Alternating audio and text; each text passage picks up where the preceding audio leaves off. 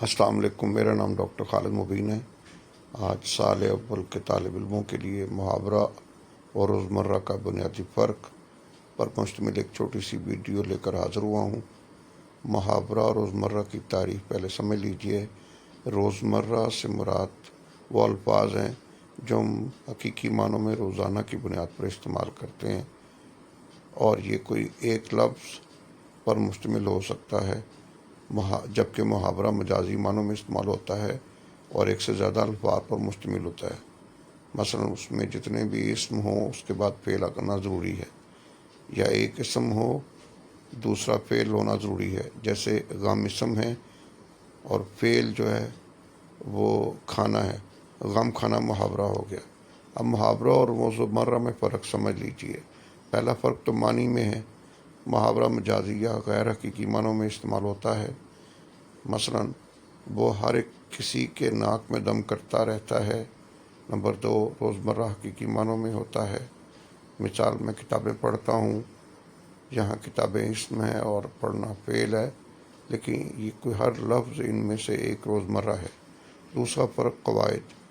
جملہ روزمرہ قواعد سے بالاتر ہوتا ہے۔ مثال، آج بہت گرمی ہے، محاورہ قواعد کی حدود میں آتا ہے۔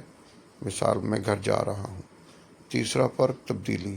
جملہ روزمرہ کے الفاظ بدلنے سے بنانا درست رہتا ہے، جبکہ محاورے کے الفاظ میں تبدیلی نہیں کی جا سکتی، جیسے ناک میں دم کرنا۔ چوتھا فرق اجزاء کا ہے۔ جملہ روزمرہ کے اجزاء آزادانہ تبدیل کیے جا سکتے ہیں، ان کو آگے پیچھے کیا جا سکتا ہے، مگر محاورے خاص ترکیب کی صورت میں ہوتا ہے، اس کے الفاظ آگے پیچھے نہیں ہو سکتے۔ مثال، ناک میں دم کرنا۔ محاوروں کی مثالیں چند دیکھ لیجئے۔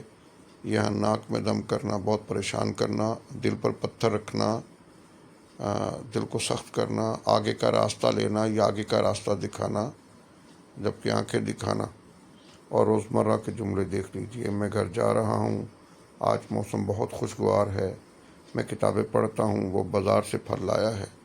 یاد رکھیں، روزمرہ کے جملے ہماری روزانہ کی بات چیت کے لیے ہیں، جبکہ محاورے زبان کو خوبصورت اور متاثر کن بناتے ہیں، اور زبان کے محاورے وقت کے ساتھ بدلتے رہتے ہیں اور معنی میں وسعت آتی ہے، اور ساتھ ساتھ نئے نئے محاورے پیدا ہوتے رہتے ہیں۔